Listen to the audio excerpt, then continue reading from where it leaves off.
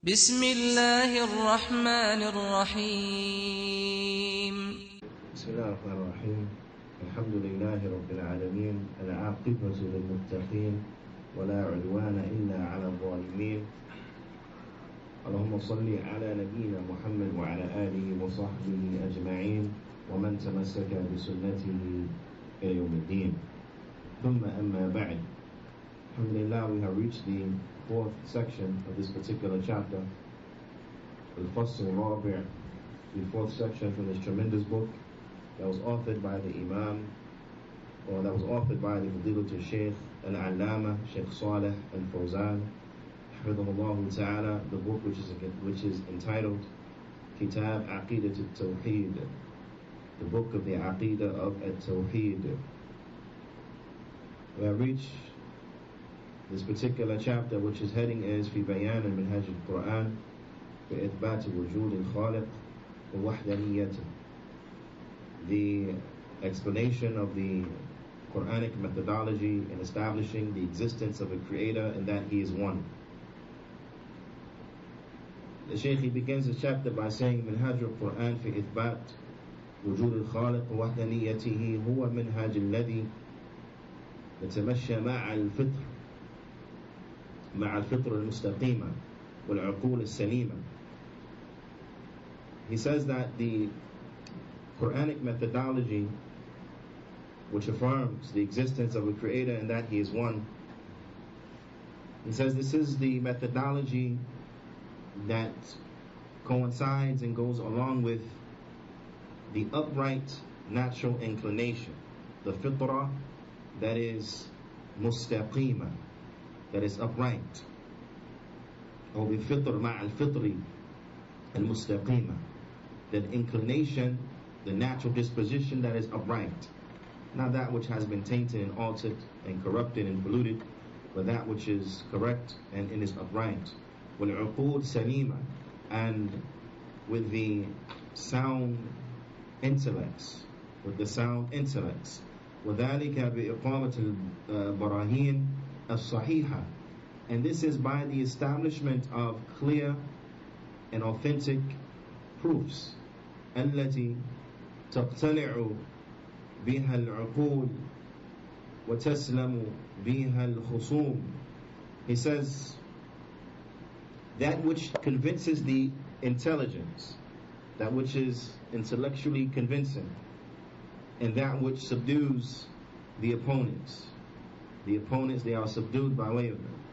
And then the Shaykh Hafidhahullah Ta'ala is going to mention various points that point to this reality and that express and illustrate the Quranic methodology in establishing the existence of a creator. So the Shaykh, he says, firstly, this is the first point, من المعلوم بالضرورة, it is known by way of necessity. So this is the first point which illustrates the Quranic methodology in establishing the existence of a creator and that he is one. So the firstly, من المعلوم بالضرورة أن الحادث لابد من محدث. It says is that it is known that the hadith, or that the thing that is created or in existence, the thing that has come about, the circumstance or the instance, it needs one who had initiated that. It needs one who had initiated that. Naam. أيوة نعم. من المعلوم بالضرورة أن الحادث لابد من محدث, that every occurrence, it has one who has sparked and instigated and carried out that occurrence. وهذه قضية ضرورية معلومة بالفطرة, and this particular affair, this particular issue, this is an issue that is ضرورية. It is known by necessity. Ma'luma is something that is known by necessity, is well known to the natural inclination. Naam is well known to the natural inclination. For example, the Shaykh, he says, Hatta the Subyan. He said, even for the small children, even the small children, they recognize and they acknowledge this concept. The Shaykh, he says, and he brings a very beautiful example, right? He says, فَإِنَّ الصَّبِيِّ لَوْ ضَرَبَهُ ضَارِبٌ وَهُوَ غَافِرٌ لَا يُبْصِرُ لَقَالَ مَنْ ضَرَبَنِي وَلَوْ قِيلَ لَهُ لَمْ يَضْرِبْكَ أَحَدٌ لَمْ يَقْبَلْ عَقْلُهُ أن تكون الضربة حدثت من غير محدث. He says, and it's a beautiful example. He said, even the small children. He said, so if a small child, if he was hit, if someone hit him, if he was struck and he was hit by a hitter, but he didn't know and he wasn't able to see who was the one who actually struck him, he said that even that small child, his first instinctual reaction will be to say, Man darabani, who hit me? Right? That will be his first reaction, to say, who hit me? He says, and if it was said to him, no one hit you, right? If someone said to him, no one hit you, he said his intellect, it will not accept that a hitting would have taken place except that one hit him, right? That the act of hitting took place without a hitter, that he was just struck, but no one struck him. He said even the intellect of a small child, he won't accept that. His mind won't accept that. No, I got hit because someone hit me. I didn't get hit from out of nowhere. Somebody hit me, right? The Shaykh, he says, فَإِذَا قِيلَ فُلَانْ ضَرَبَكَ.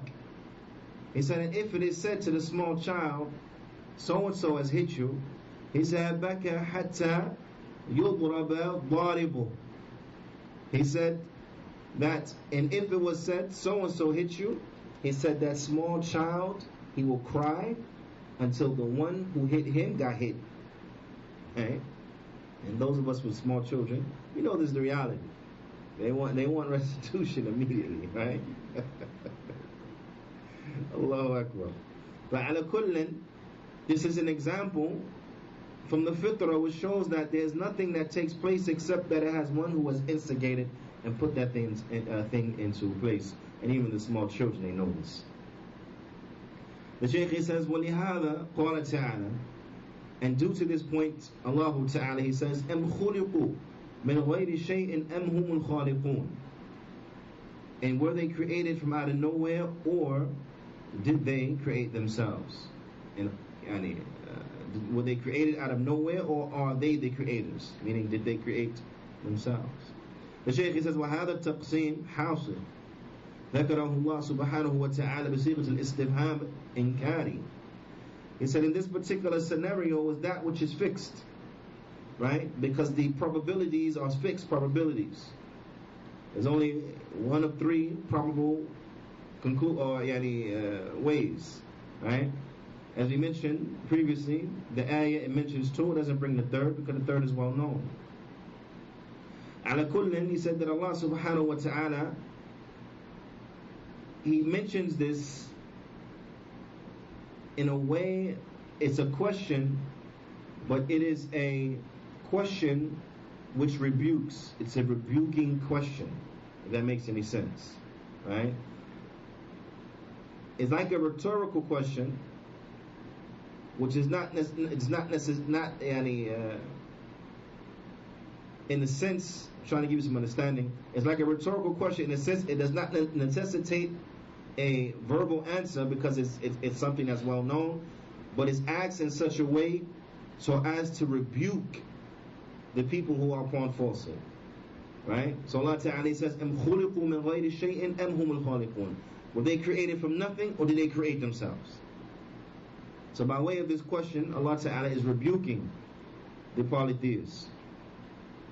The Shaykh says, ليبين أن هذه المقدمات معلومة بالضرورة He said, so as to clearly illustrate and explain that these particular things in which were mentioned, that they are known by necessity. وَلَا يُمْكِنْ جَهْدُهَا, and it is really not possible in all reality to actually be justified in their denial. It's really not possible to justifiably deny these things. Naam. The Shaykh, he says, يقول أم خلقوا من غير الشيء. He says, and were you created from nothing? أي من غير الخالق خلقكم. Were you created without a creator who created you? Was this the way you came about? أم هم خلقوا أنفسهم, or did they create themselves? The Shaykh, he says, وَكُلَّ الْأَمْرَيْنِ بَاطِلٌ, and both of these two probabilities, then they are false and erroneous, they are impossible. Both of these two possibilities are impossible. Or both of these two probabilities, we should say, they are impossible. They didn't come out of nowhere, and they did not create themselves. And as we said, there are only three probabilities.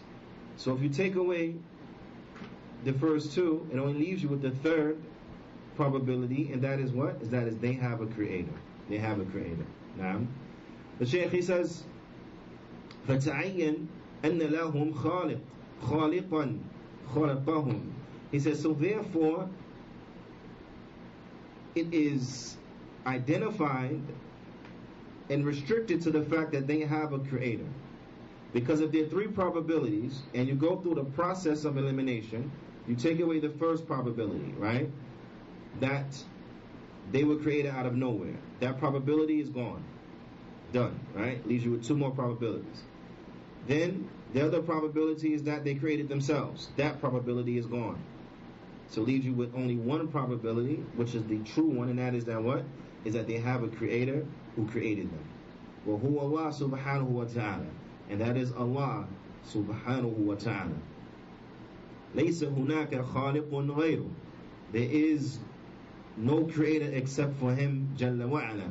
Allah Ta'ala, he says, قال الله تعالى هذا خلق الله فأروني ماذا خلق الذين من دوني. Allah Ta'ala, he says, and this is Allah's creation. So now show me, who are they who create other than him? And this ayah can be found in Surah Luqman, and it's verse 11. Verse 11 from Surah Luqman. Allah Ta'ala, he establishes that he's the only creator. There is no other creator. Allah Ta'ala, he says, Aruni ماذا خلقوا من الأرض. Allah Ta'ala, he says, and inform me and show me, what have they created from the earth? What have they created from the earth? Naam, and this ayah can be found in Surah Al-Ahqaf, in his verse number 4. Allah Ta'ala, he also says, أَمْ جَعَلُوا لِلَّهِ شُرَكَاءَ خَلَقُوا كَخَلْقِهِ فَتَشَابَهَ الْخَلْقُ عَلَيْهِمْ قُلِ اللَّهُ خَالِقُ كُلِّ شَيْءٍ وَهُوَ الْوَاحِدُ الْقَهَّارُ. Allah Ta'ala, he says, and do they assign to Allah partners who create things to the extent that their creation is made to seem as if it is his creation and that they are the same? Right? Meaning that these idols and these false deities, have they created things, right, that an individual becomes confused about, or that is similar and almost indistinguishable from that which Allah Ta'ala has created? And of course we understand that this is, no, they have not created anything. So Allah Ta'ala, he makes it clear and refutes this concept. And Allah Ta'ala, he says, قُلِ اللَّهُ خَالِقُ كُلِّ شَيْءٍ. He said, so therefore say to them that verily Allah is the creator of everything. So verily say that Allah is the creator of everything. وَهُوَ الْوَاحِدُ الْقَهَّارُ, and he is the one, who is irresistible and who conquers all. And this ayah can be found in Surah Surah Ra'd, can be found in Surah Ra'd, and is verse 16. In Surah Al-Hajj, Allah subhanahu wa ta'ala, He says in the 73rd ayah, إن الذين تدعون من دون الله لن يخلقوا ذبابا ولو اجتمعوا له. Allah Ta'ala, He says, and verily, those false deities who are called upon other than Allah, they have not created anything, not even a fly. They cannot create anything, not even a fly, even if they were to all come together and try to aid one another to do so. Even if they all came together, they can't create a fly. They can't create even a fly. Right? Allah Ta'ala, He says, وَالَّذِينَ يَدْعُونَ مِن دُونِ اللَّهِ لا يخلقون شيئا وهم يخلقون. Allah Ta'ala, He says, and those whom they call upon other than Allah, they do not create anything. They have not and cannot and will not create anything, but in fact, they themselves are created. They cannot, they will not create anything, yet they themselves they are created beings. And this ayah can be found in Surah An-Nahl, and it's verse 20. Allah Ta'ala, He says, أَفَمَنْ يَخْلُقُ كَمَنْ لَا يَخْلُقُ أَفَلَا تَذَكَّرُونَ. Allah Ta'ala, He says, is the one who creates similar to the one who does not create anything? Will you not then reflect? Will you not then think and contemplate? And this ayah can be found also in Surah An-Nahl, in its verse 17. So inside of these ayat, Allah subhanahu wa ta'ala, He establishes the fact that the existence is in need of a creator, because there is nothing that happens except that it has one who has initiated that occurrence. As the Shaykh explained with the example of the small child who was struck. That small child, he won't accept that he just got hit out of nowhere, but he would know that if I got hit, it's because someone hit me. Even a small child will understand that. Naam. So Allah Ta'ala establishes that He is the creator of everything. Then the Shaykh, he says, حفظ الله تعالى, ومع هذا التحدي المتكرر لم يدع أحد أنه خلق شيئا. He says, and with this repeating challenge, that even with this repeating challenge, he said, you will find that there was never anyone who claimed that he created anything. There was never anyone who claimed he created anything. Right? The Shaykh, he says, ولا مجرد الدعوة فضلا عن إثبات ذلك. He said they didn't even claim this, let alone try to prove and substantiate it. The Shaykh, he says, فتعين أن الله سبحانه وتعالى هو الخالق وحده لا شريك له. He said, so with this, it is made known. And now we have identified through a process of elimination, for lack of a better term, that Allah subhanahu wa ta'ala, He is the only creator and He has no partners. He has no partners. Naam, He has no partners. This is the first standpoint. By the way, it was the Shaykh, he refutes this particular concept. Right? Or he establishes this particular concept of methodology. That Allah subhanahu wa ta'ala, He is the only creator. He's the only creator. Right? And everything that exists, it needs one that brings it into existence. That is well known. And that we know we weren't created out of nothing, because everything that exists needs one to bring it into existence. And that we know we are not creators. We are not creators. Naam. So therefore, we have to establish the fact that what? That we have a creator, and that is Allah subhanahu wa ta'ala. He's alone by himself. And Allah ta'ala, He brings many ayat in the Qur'an which establish this point from them. We heard what was aforementioned. And even on top of that, there has never been anyone to come and claim that they created anything. There's never been anyone who come and claim that they created anything. Right? So from all these standpoints, we realize we see it illustrated clearly from this particular point, the Quranic methodology which established the existence of a creator, and that He is one. Right? But then the Shaykh, he comes at it from another point. He comes at it from another angle. Where the Shaykh, hafidhullah ta'ala, he says, secondly, وَانْتِظَامِ الْأَمْرِ الْعَالِمِ. He said, and you find that the order of the command of the existence, the universe, كُلْ وَإِحْكَامِ. Naam. The order and the ruling of the universe, all of it, now, is perfect order inside of the universe. Perfect order inside of the universe. Right? Such detailed order has to be done by one who has arranged such, as the Shaykh, he says, that the detailed order of the universe, right, أدل دليل على أن مدبر أو على أن مدبره إله واحد.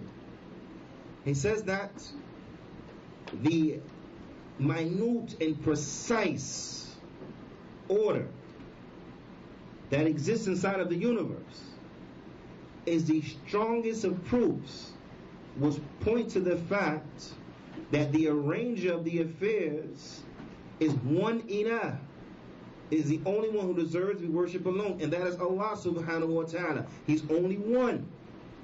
Rabbun wahidun la sharika lahu wa la munazi'. He's one. Allah subhanahu wa ta'ala, He's one Lord. He has no partners, right? And He has no contenders. He has no partners and He has no contenders.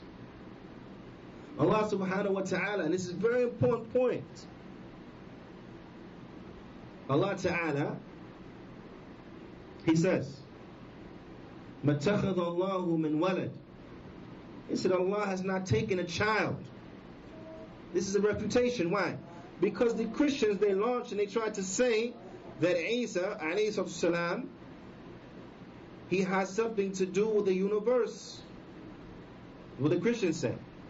Some of the straight Christians, they believe, in their words, that the old world, right, belonged to God. And the new world belongs to the Son. A'udhu billah. This is what some of them believe. This is what they teach. The old world. And then, when I was a little kid, right, I asked them, what's the old world? What's that mean? The old world. Because as a little kid, I don't know what the old world is. What you mean, the 20s, the 30s? What's the old world? They say, oh, the world before the great flood. Before the great flood. But everything after that belongs to Jesus. That's what they taught. This is Juyaanee erroneous. Right? As explained. So Allah Ta'ala, He refutes these ones. Where He says, مَا تَخَذَ اللَّهُ مِنْ وَلَدٍ. Allah did not take no child. Allah didn't take a child. Because remember, from the previous classes, this is the justification why they try to get rububiyyah or some aspects of rububiyyah to these things. They say because it is Allah's child, so then it's justified, right? No! Allah is not taking a child. Rububiyyah is only for who? For Allah subhanahu wa ta'ala alone. That's it. Na'am. Ala kullin. The Shaykh goes on, and or the ayah, afwan, it goes on and it says, وَمَا كَانَ مَعَهُ مِنْ إِلَهٍ. And there is no ilah along with Allah subhanahu wa ta'ala. There is no ilah along with Allah subhanahu wa ta'ala. And this particular ayah that can be found in Surah Mu'minun in its verse 91, is a dalil against all of the pagans, all of those ones who believe in this paganistic mythology, right, and the like, including therein the Native Americans. I had a Native American individual one time ask me, prove to me we don't have many gods. So I recited unto them this verse. That was it. I recited unto them this verse, and when they heard it, they obviously understood it, because they say, yeah, okay, that makes sense. And that was it. They didn't try to argue beyond. They said, okay, it makes sense. Right? Allah Ta'ala, He says that there's no other ilah with Him. وَمَا كَانَ مَعَهُ مِنْ إِلَهٍ إِذًا لَذَهَبَ كُلُّ إِلَهٍ بِمَا خَلَقَ وَلَعَلَّ بَعْضَهُمْ عَلَى بَعْضٍ. The Shaykh, he says, or afwan, Allah Ta'ala, He goes on and He says, because if there were other ilahs, if there were other gods, then every god would have. Wait, quiet, listen.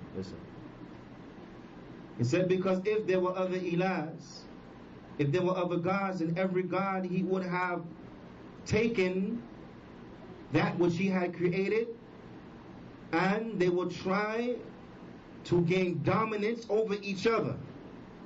Every ilah would have taken possession over that which is created, and they would have tried to gain dominance over each other. You see? And when you look to the mythology, whether it's the Norse mythology or the Greek mythology or the Roman mythology or the Hindu mythology or to the end, you find this is that. The gods were at war with each other. This god was trying to take the thing of that god. This god was trying to do that. You understand? If this was anything had to do with reality, could the universe survive if the gods fighting each other? I'll give you a small example, a very minute example.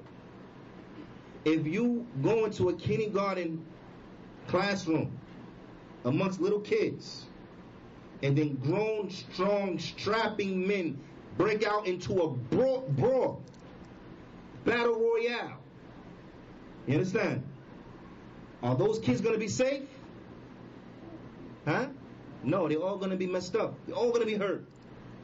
If a brawl breaks out, those kids in trouble. There's no order, correct? It's going to be total chaos, right or wrong. And we just human beings fighting each other over nothing. So is this concept even plausible that there will be order inside of the universe?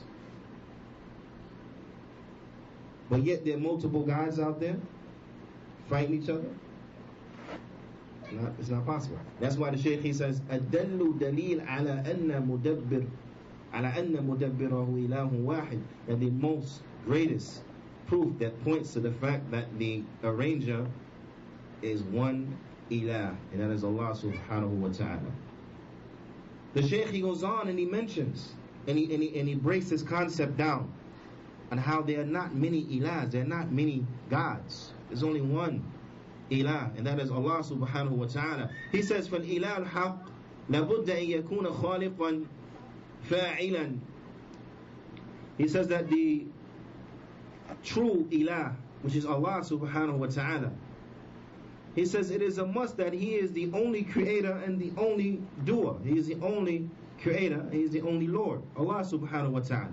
وَلَوْ كَانَ مَعَهُ سُبْحَانَهُ وَتَعَالَى إِلَهًا آخَرٍ. And if there was with Allah another ilah, another God, يُشَارِكُهُ فِي مُلْكِهِ, who shared in His dominion, and then the Shaykh, he pauses and he says, تَعَالَ اللَّهُ عَنْ ذَلِكَ, that Allah, He is far above and removed from this. That this Allah is far above and removed from this. But from the standpoint of showing you the fallacy inside of this concept, he goes through the process to show you, but he said Allah Ta'ala is far removed from the likes of this. He says, But if there was another ilah along with Allah subhanahu wa ta'ala that shared with him inside of his mulk, he says, لَكَانَ لَهُ خَلْقٌ وَفِعْلٌ. Then this other ilah, this other God, it will have things it created, it will have creation, and it will have action. There will be certain things inside of the universe that is autonomous in. Right? Everybody with me? Wait. He says, وَحِينَ إِذٍ. He says, and from that standpoint, لَا يَرْضَى شَرِيكَةَ الْإِلَىٰ آخَرْ مَعَهُ. He said, and then with that, he will not be pleased that there will be another ilah that he got to share with. You understand? Because if there was another ilah, then every ilah will have the ability to create certain things and so on and so forth, right? He says, so you will find that if that was the case, then the other ilah, he will not be pleased to share. Won't be pleased to share. But rather he will want to take what? Ownership over his portion. He won't want to share his portion, but he will want to take ownership of his own portion. The Shaykh, he says, بَلْ إِنْ قَدَرَ عَلَى الْقَهْرِ الشَّرِيكَةِ لَتَفَرَّدَ بِالْمُلْكِ. He said, if he was able to defeat his partner, then he would defeat him until he was the sole owner. He was the sole owner, and that there was no ilah other than him. If he can do that, the Shaykh, he says, فَعَلْ. He would have done it. You understand? If he can do it, he would have done it. The Shaykh, he says, وَإِن لَمْ يَقْدِرْ عَلَى ذَلِكَ. And if he wasn't able to get rid of the competition, for lack of a better term, right? انفرد بنصيبه في الملك والخلق. Then he would have separated himself with his portion and percentage of the dominion and of the creation.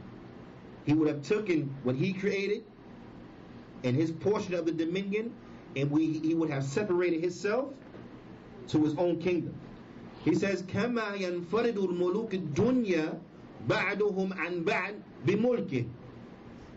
He said, just like the kings in this world, they separate themselves from one another, and they are autonomous from one another with regards to their kingdom. You don't find kingdoms, you don't find countries saying, let's share. Right? You ever find America go to Canada and say, hey, let's share America. Hey, Mexico, let's share America.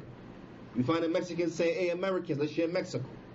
No, everybody takes ownership of their own portion. Right? They say, no, this is Mexico, that's America, that's Canada. Right? You got your leadership, we got our leadership, they got their leadership.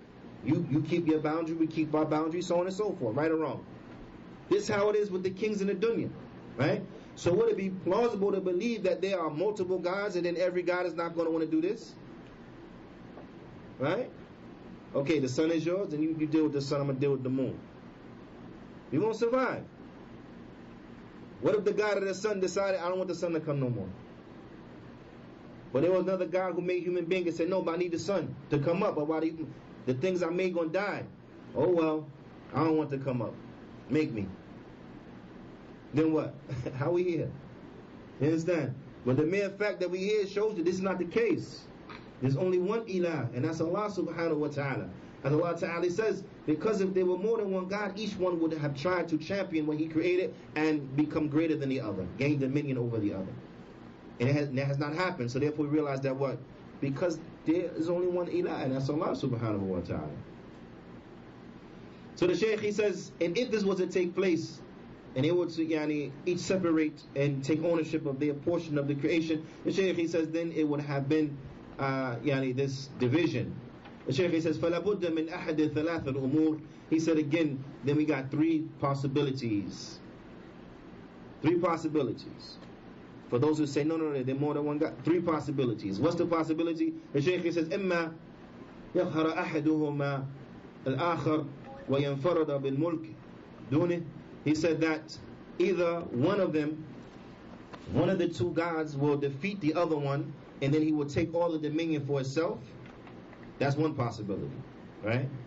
The other possibility, or probability we should say, the other probability, the Shaykh, he says, وَإِمَّا أَن يَنْفَرِدَ كل واحد منهما على الآخر بملك والخلق فيحصل انقسام.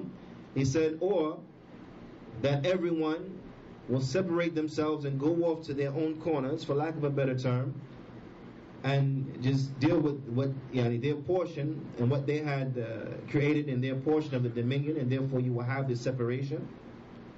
And any type of separation will result in a lack of order. The Shaykh, he says, thirdly, وَإِمَّا أَن يَكُونَ تَحْتَ مَلَكٍ وَاحِدٍ يَتَصَرَّفُ فِيهِمَا كَيْفَ يَشَاءُ فَيَكُونُ هُوَ إِلَهُ الْحَقِّ وَهُمْ عَبِيدُهُ. He said the third is that they will be under the dominion of one king who would move them around, for lack of a better translation, as he pleases. He will move them around as he pleases, and he will be the ilah, the true ilah, and everything else will be his servants. And everything else will be his servants. These are the only options. There is no coexistence, because the false deities, they don't exist, right? Only Allah Ta'ala is the creator. The Shaykh, he says, وَهَذَا هُوَ الْوَاقِعُ فَإِنَّهُ لَمْ يَحْصَلْ فِي الْعَالَمِ انْقِصَامٌ وَلَا خَلَلٌ. He said, and this is the reality, is that what? Is that there is no separation inside of the universe. There is no separation inside of the universe, nor is there any deficiencies. There's no separation inside the universe, nor is there any deficiencies. ومما يدل على أن مدبره واحد لا منازع له أن مالكه واحد لا شريك له وأن مالكه واحد لا شريك له. It says, and this is from that which points to the fact that verily the order that we have in the universe, the fact that there are there is no disorder, everything is running in accordance as it's supposed to run, and so on and so forth, shows us that there's only one arranger of the affairs who has no contenders and who is the owner of everything alone, and he has no partners, and that is Allah subhanahu wa ta'ala. Now, that makes sense? No? For you. The Shaykh, he says, well, thirdly, what points to the fact that there is only one creator is that تسخير المخلوقات لأداء وظائفها أو وظائفها. Now, he says, is the subjugation of the created beings so that everything performs and it carries out its functions and its jobs. وَالْقِيَامِ بِخَصَائِصِهَا, and that it establishes those things that are particular to itself. Okay? So the sun is a created being, right? And the sun has its functionality that is particular to itself, right? And the sun carries out its functionality because it is what? Subjected to do so. You understand? Because it's subjected to do so. So it carries out its functionality and those things that are particular to itself. Likewise the moon, likewise the stars, so on and so forth. Everything carries out its functionality and those things that are specific to itself. The mere fact that you have the order like this, right? And that things are subjected shows us that what? That somebody subjected them. Right? That somebody subjected them and set up this order and arranged this affair to be as such. And that is who? Allah subhanahu wa ta'ala. That is Allah subhanahu wa ta'ala. But one reflects on these things from this standpoint, he realizes what? That all of these things unrefutably refute what? The atheists. Refuse the atheists. Because what they propose is not possible. It's not possible. What they propose is not possible. طيب.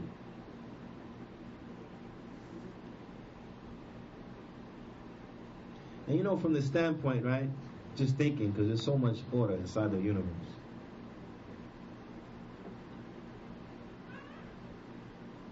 If there was a house, right, or the room of the child, and the toys were scattered all over, right, just toys. But a person found that each toy was in its right place. It's very neat inside of its right place. What is the first thing that will come to your mind? Somebody cleaned the room. Right or wrong? First thing will come to your mind, someone cleaned this room. But now what if one of the children or someone came and told you, nah, nobody cleaned the room, it just happened like that. You won't accept it. Why? Because it's too much order. What do you mean it happened? How? It's too perfect of order. Right? The toys are right in their place. The toys are in their bin, the balls are in their bin, the frisbees are in their bin, and whatever the case may be. Everything is in its place. What do you mean it got there by itself? You won't accept that.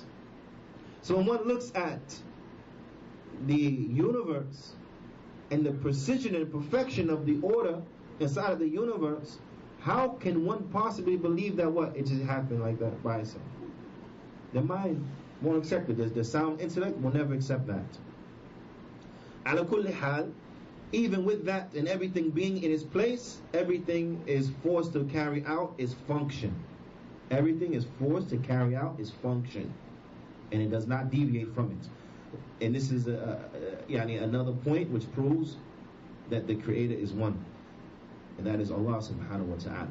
The Shaykh says, فَلَيْسَ هُنَاكَ مَخْلُوقٌ يستعصي ويمتنع عن أداء مهمته. He said that you won't find that there is anything from the creation that will disobey and it will refuse and deny to carry out its functionalities. يعني في هذا الكون. Nothing inside of this universe will refuse to carry out its functionalities. Nothing. The Shaykh says, وَهَذَا مَا اسْتَدَلَّ بِهِ مُوسَى عليه الصلاة والسلام حين سأله فرعون قال فمن ربكما يا موسى. He says, and this is what Musa عليه الصلاة والسلام he used as a proof against Fir'aun when Fir'aun he asked, as Allah Ta'ala informs us what he said, قال فمن ربكما يا موسى. When he said, O Musa, who is the Lord of you both? Meaning Musa alayhi salatu wasalam and Harun alayhi salatu wasalam. This can be found in Surah Taha and it's verse 49. فأجاب موسى بجواب شاف كاف. So Musa alayhi salatu wasalam he responded to Fir'aun and he answered him with a very concise and precise answer. Right? And this is in the next ayah number 50. فقال, so he said, ربنا الذي أعطى كل شيء خلقه ثم هدى. So Musa alayhi salam, as Allah Ta'ala informed us, he said, what means? And our Lord is the one who has given everything its creation and then guided it. Our Lord is the one who has given everything its creation, everything its shape, and then guided it to know how to utilize its form. You understand? Allah Ta'ala is the one who has given everything its shape and then guided it to know how to use its form. I remember the first time as a child when I saw the birth of a horse. I was amazed. Because moments after the horse is born, it stands up and it walks around. I was amazed by that. I said, it's a baby. It was just born. It could know how to walk already. That really blew my mind. Right? But we understand that what Allah subhanahu wa ta'ala has given everything its form and has guided it so it knows how to use its form. You understand? Allahu Akbar. So Musa alayhi salam, he responded to Fir'aun with a tremendous answer. He said, our Lord is the one who has given everything its shape and then guided it. The Shaykh, he says, رَبَّنَا الَّذِي خَلَقَ جَمِيعَ الْمَخْلُقَاتِ. He said, our Lord is the one who created everything that exists. وَأَعْطَى كُلَّ مَخْلُوقٍ خَلْقَهُ اللَّائِقَ بِهِ and our Lord is the one who has given every created thing its creation and characteristics that are specific to it. He has given every created thing a form and a shape that is appropriate for it. Right? The one reflects on the lifestyle, for example, of an eagle. One reflects on the lifestyle of an eagle. Eagles, they fly very, very high. Right? And their food that they eat, their prey, usually is very, very, very, very, very low. Right? Right or wrong? So their lifestyle, for lack of a better term, necessitates extremely good vision. Otherwise, how they going to eat? How they going to eat? You understand? So Allah Ta'ala, He created everything upon a way that is suitable for it. So Allah Ta'ala, He has given the eagles outstanding vision. So from all the way up there, they can see the things that are scurrying about upon the land. Right? So Allah Ta'ala has given everything its shape and its creation in a way which is suitable for it. The Shaykh, he says, من كبر الجسم وصغره وتوسطه وجميع صفاته. He said, from those animals that have big bodies and those ones that got small bodies and those ones that are medium size, and every characteristic, Allah Ta'ala has given everything those characteristics that are appropriate for it. He has given to everything those characteristics that are appropriate for it. So if you think of any animal you can possibly think of upon its characteristic, it's perfect for that animal. Perfect for that animal. The habitat in which they live in, you'll find that their bodies are perfect for that habitat. Perfect for that habitat. Naam. And so on and so forth. When one reflects upon the sea, for example, he will find that the fish that live at a certain depth, that's the depth they live at. They don't live at another depth. Every depth has its fish that live on it. Right? The fish that live on the bottom of the ocean, they're not the ones that live where the sunlight is there on the top. Right? And likewise, vice versa. You don't find no marlins living all the way on the bottom. Do you? You don't find that. You don't find any swordfish or whatever living all the way on the bottom where the light don't reach it. You don't find that. So the creatures you find on the bottom ain't the same creatures you find in the top layers, or different from the creatures you find in the middle layer. But it's all the same ocean. Right? It's all the same water, but everything is different, and everything has different characteristics that are specific to where it lives at. That are specific to where it lives at. Right? And then, so on and so forth. The one looks at the polar bear. Right? The polar bear has a hide that's conducive for where it lives at. Right? You don't find a polar bear live in the savannah. Do you? You find polar bear living in the savannah? Right. Just like you don't find giraffes living in the North and South Pole. Right or wrong? Because they're not they haven't been given a form to live there. So you don't find like this. You don't find a giraffe living where is ice, and you don't find a polar bear living where it's hot in the desert. But everything is where it's supposed to be, and it has the characteristics needed to survive in its environment. And it knows what to do and how to survive, because Allah Ta'ala has guided it to that. All of this shows you what? Arrangement. That this has been arranged. It's not been left alone. It's not been left alone. It's arranged. But see, the Darwin people want you to believe, right, that all of these things just happen and things just figure stuff out over time. How do you figure stuff out over time? One thing I asked my science teacher when I was a little kid, right, and he didn't have any answer for me, but I asked him, I said, look, if the creatures of the ocean came out the ocean and started to live on the land, right? How didn't they go extinct? He said, what you mean? I said, if you take a fish right now, you put it on the land, it's not going to grow lungs all of a sudden. It's going to die. And if we go get a big net and we take a whole bunch of fish out and we put them on the land, they're all going to die. Not most of them are going to die, and then a couple is going to develop lungs all of a sudden, and then now it's like an amphibian all of a sudden. No, they're going to die. So how these things ain't die? It don't make sense. And they didn't have any answer, because there is no answer. Allah has given everything its characteristics. Period. It didn't just happen over time when people figure stuff out. The Shaykh goes on and he says, ثُمَّ هَدَى كُلُّ مَخْلُوقٍ إِلَّا مَا خَلَقَ لَهُ. He says, and then he guided every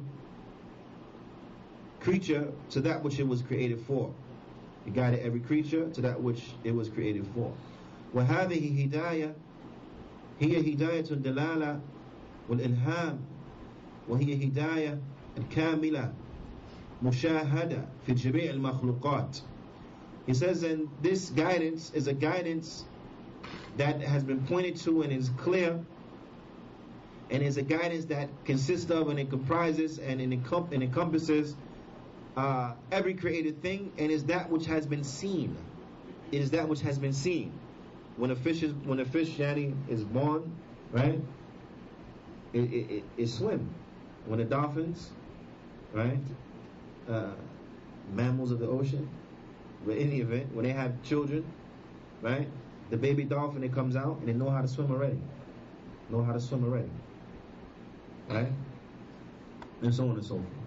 So Allah Ta'ala has given everything those characteristics and guided it to know how to use its shape. And this is this is known, this is seen.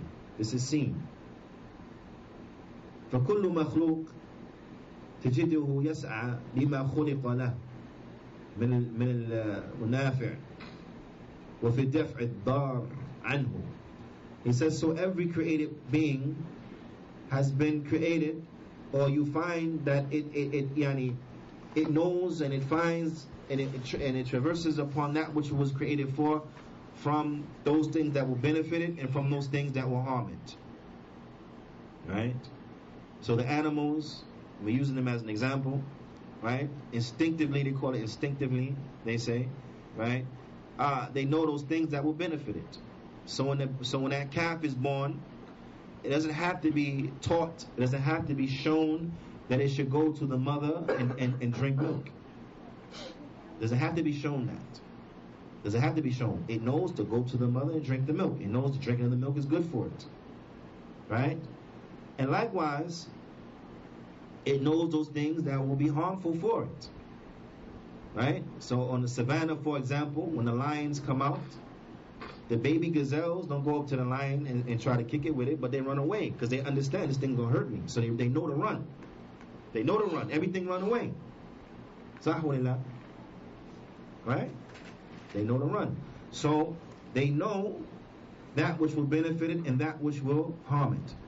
The Shaykh says, حتى إن الله أعطى الحيوان البهيم من الإطراق. He said, until the point where Allah Ta'ala, He has given to the animals understanding. He has given to them something from understanding, so that they understand these things. That which will harm them, that which will benefit them, and so on and so forth. They have some type of understanding. Naam. And all of this is from the fadl of Allah subhanahu wa ta'ala. It's like those bears who, like a lot of the brown bears who become a nuisance for human beings because they encroach upon their habitat. Right? So they relocate these brown bears to other states and different places and national parks and so on and so forth. And there's been many times, many reports where these brown bears will walk home. They will walk back home. Right? Because they catch them and they tag them and relocate them. Right? Then they go and catch him again and realize he's been tagged. He's supposed to be in Georgia. He walked going back to Florida. It happens. It happened before. Right? And the same thing with the animals that they relocate, they come back. they come back because they realize that that is the area that benefits them. That's where they, their habitat or what have you. So this shows you some level of what? Of understanding and cognitive skills, some level of understanding and comprehension. Right? An example can be seen, so on and so forth. The Shaykh, he says, وَيَتَمَكِّنْ بِهِ مِنْ فِعْلِ مَا يَنْفَعُ, and they have with them from these cognitive skills and comprehension that which they benefit, they'll perform those things which will benefit them. وَدَفَعَ مَا يَضُرُّ, and they will repel or those things that will hurt them. And individual, he sees this. And a lot of the animals, for example, when they see those animals that prey upon them, they know to run away and not, because they know that will hurt them, and so on and so forth. When the fire, they know to run away, right? Because they know that the fire will hurt them, so they know to run, and so on and so forth. The Shaykh, he says, وَمَا بِهِ يُؤَدَّ مُهِمَّتَهُ فِي الْحَيَاةِ, and they know that what they need to do to implement their functionality, for lack of a better term, inside of this world. So the bees, for example, when they go to the flowers for the nectar, right, and then by that they pick up the pollen, and then they bring the pollen to all the flowers, and so on and so forth. They don't have to be taught that, but that's their functionality, or that's from their functionality. Okay, to take this pollen around to the different flowers, so that the flowers they get pollinized, right, and then to go back to the hive and they make honey and all this type of stuff. They don't have to be taught that. That's their functionality, right? A cow doesn't have to be taught how to produce milk. That's its functionality, right? You don't have to build up a donkey so it can start carrying things. Allah Ta'ala has made it and given it a structure that's conducive for us as human beings to use them as beasts of burden. You don't have to take a donkey and then put it through training so it can carry stuff. Do you? No. Donkeys are strong. Built like that. Right? Who built it? Who built it? Allah subhanahu wa ta'ala. Allah ta'ala created the donkey upon that way. Now, فَعَلَى كُلٍّ, you'll find that everything will carry out its functionality. Everything will carry out its functionality. The Shaykh, he says, وَهَذَا كَقَوْلِهِ تَعَالَى, and this is like Allah Ta'ala's statement, الَّذِي أَحْسَنَ كُلَّ شَيْءٍ خَلَقَهُ. He said, the one who has perfected everything that he created. The one who has made complete everything that he created. The Shaykh, he says, فَالَّذِي, this ayah, it can be found in Surah Sajdah, it is verse number 7. The Shaykh, he says, فَالَّذِي خَلَقَ جَمِيعَ الْمَخْلُوقَاتِ, the one who created everything that exists, وَأَعْطَاهَا خَلْقَهَا, and he has given it its creation and its shape and its form. Al-Hasan, he has given it its good shape and its good form. الَّذِي لَا يَقْتَرِحُ الْعُقُولِ فَوْقَ الْحُسْنِ, that which the minds, they are not able to, they can't even imagine anything better. The intelligence can't grasp anything better. So for example, when one looks at those animals that live in extreme places, for lack of a better term, right? Those animals, those creatures that live in extreme places, right? Like the extreme cold or extreme heat, and so on and so forth. He realizes and he sees that the characteristics that Allah Ta'ala has given each of these things is perfect. If a person would say, well, how can we upgrade it? This is what the Shaykh means, is that the mind can't even imagine any way it could be better. It has exactly what it needs to survive where it lives. It has exactly what it needs to survive where it lives at. How do you upgrade? There's no way to upgrade. It has everything it needs. There's no way you can improve upon that. There's no way you can improve upon that. And this is what we understand from the meaning of this particular ayah. The one who has completed everything he created. The Shaykh goes on, he says, وَهَدَاهَا لِمَصَالِحِهَا, and he has guided it to that which will benefit it. وَهُوَ الرَّبُّ عَلَى الْحَقِيقَةِ, and this is the Lord. This is the Rabb in reality. This is the Rabb in reality. فَإِنْكَارُهُ إِنْكَارٌ لأعظم الأشياء وجودا. He says, and to deny him is to deny the greatest thing that exists. وهو مكابر ومجاهر بالكذب. And the one who does this, that he only does it arrogantly and obstinately, lyingly. Right? He only does it obstinately, arrogantly, lyingly. Anyone with a half of a brain, he realizes deep down inside that it can't be like the way they claim it with their tongue. Right? It can't be. So they do it. When they do it, these atheists and these scientists, scientific individuals who believe in science and so on and so forth, then we know they do it with arrogantly, obstinately, and lyingly. Now, Shaykh, he says, فَاللَّهُ أَعْطَى الْخَلْقِ كُلَّ شَيْءٍ يَحْتَاجُونَ إِلَيْهِ فِي الدُّنْيَا. Allah has given the creation everything it needs inside of this dunya. Everything it needs in the dunya. ثُمَّ هَدَاهُمْ إِلَى طَرِيقِ الْإِنْتِفَاعِ بِهِ. And then it guided them. To the way in which they can benefit from it. They guided these things into the way in which they can benefit from what it was given. وَلَا شَكَّ أَنَّهُ أَعْطَى كُلَّ صِنْفٍ شَكَلَ وَصُورَةً الْمُنَاسِبَ لَهُ. And Allah has given to every type, every species, every type, every category, right, its shape, its form that is appropriate for it. فأعطى كل ذكر وأنثى الشكل مناسب له من جنسه. So Allah has given every creature and every species, male and female, the shape that is appropriate for it. So every species, male and female, Allah has given it a shape that is appropriate for it. That is tremendous. Right? That is tremendous. The Shaykh, he says, وَفِي مُنَاكَحَةٍ وَالْأُلْفَةِ وَاجْتِمَاعٍ. He says, he has given to the males and the females a shape that is appropriate for each species,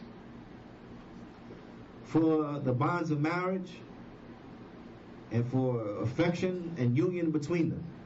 Right? So you find those birds that mate, right? You will find that from the size of the males from the species and the females of the species and so on and so forth is perfect for that particular species, for them for their union to come together, so on and so forth, right? Everything is appropriate. From the way the penguins trade off on keeping the eggs warm, and the women go out and they hunt, and the men, they gather together and they keep the eggs warm and each other warm, and then the women come back and then they pass it off and the men go out and so on and so forth. Perfect. Appropriate for each other. And likewise with the human beings, which shows you the despicable nature of the homosexuals. Despicable nature. Because they want to flip this and then make us believe it's okay. No, it's not okay.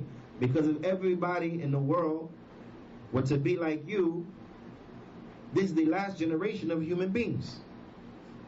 When the last one died, that's it. So we know that that's not a way that's right, because that way leads to extinction of the human species, the human beings. But they want to believe it's okay, tolerate that. Tolerate what? Are you kidding me? Yes.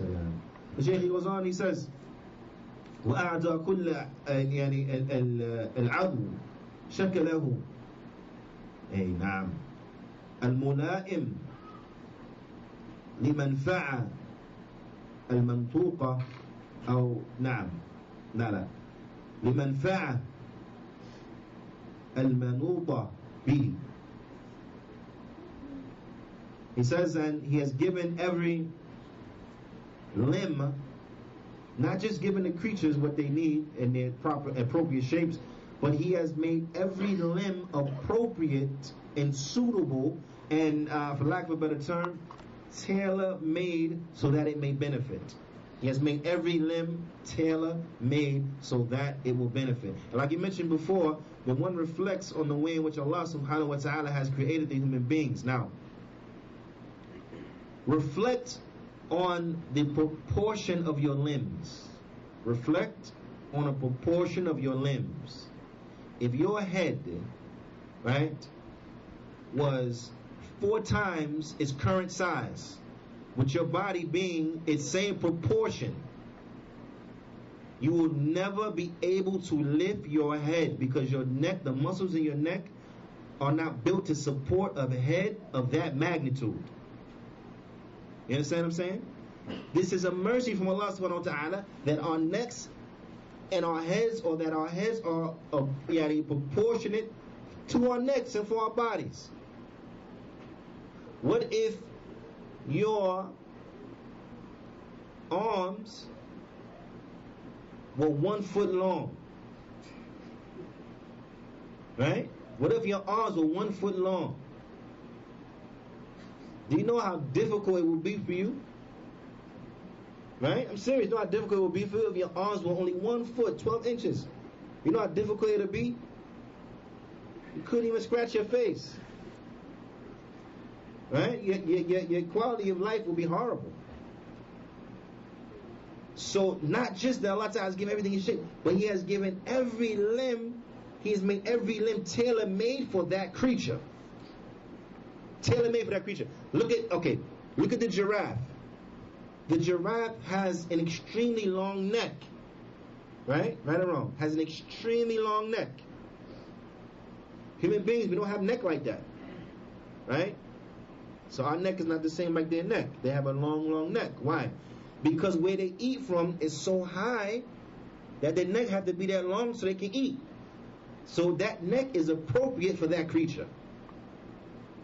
So He's given everything, limbs that are proportionate and appropriate for it, so it may benefit. This is an arrangement that is precise. That is precise.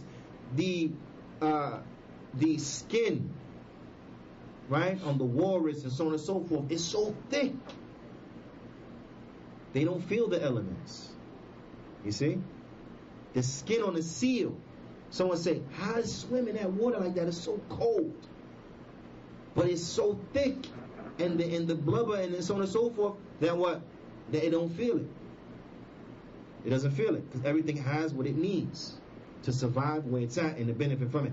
And so on and so forth. So everything has been given what it needs in proportion, which shows you that that this is by design.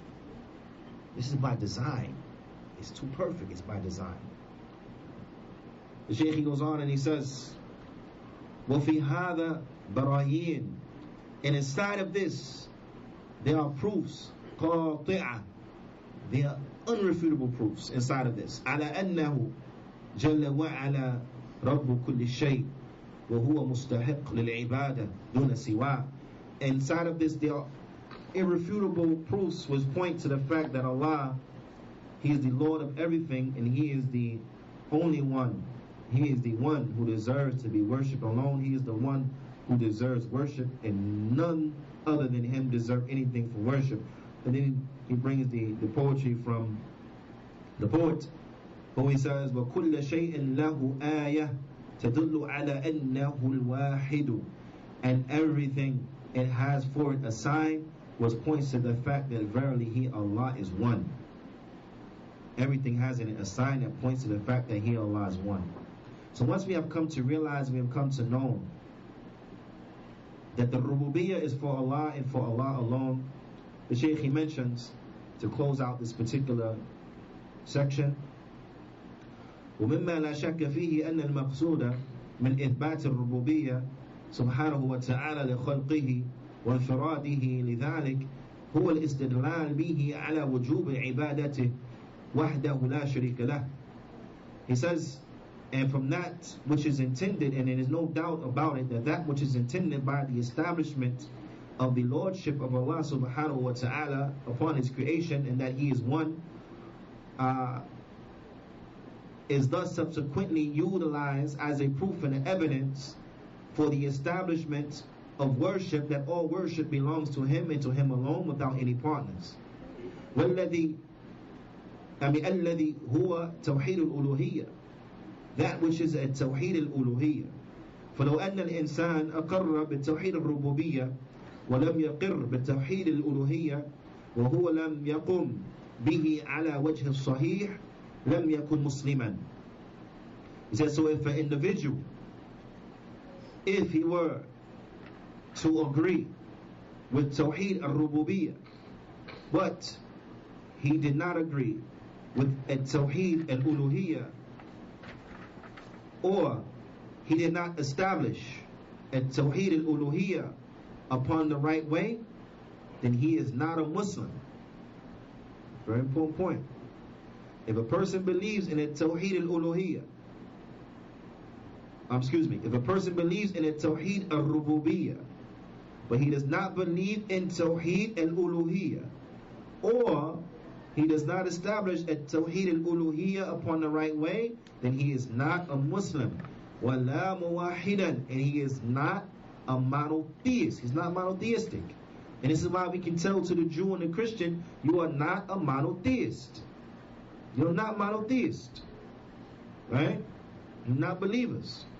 We can tell them that because they don't implement Tawheed al-Uluhiyyah the way it needs to be implemented. They don't agree with Tawheed al-Uluhiyyah. So their acceptance and agreement with Tawheed al-Rububiyyah does not benefit them at all. The Shaykh, he says, بَلْ يَكُنْ كَافِرًا جَاحِدًا, but rather this person, he will be a kafir who is obstinate. He will be an obstinate disbeliever. وَهَذَا مَا سَنَتَحَدَّثْ عَنْهُ فِي الْفَصْلِ التَّالِي إِنْ شَاءَ اللَّهِ. The Shaykh, he said, and this is what we want to talk about inside the next chapter, inshallah, and that is the explanation that makes it binding,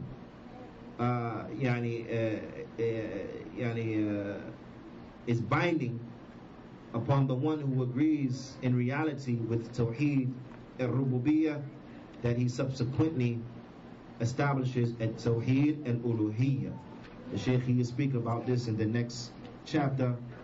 ولكن نتوقف هنا فنكتفي بهذا القدر، وصلى الله وسلم على نبينا محمد وعلى آله وصحبه أجمعين.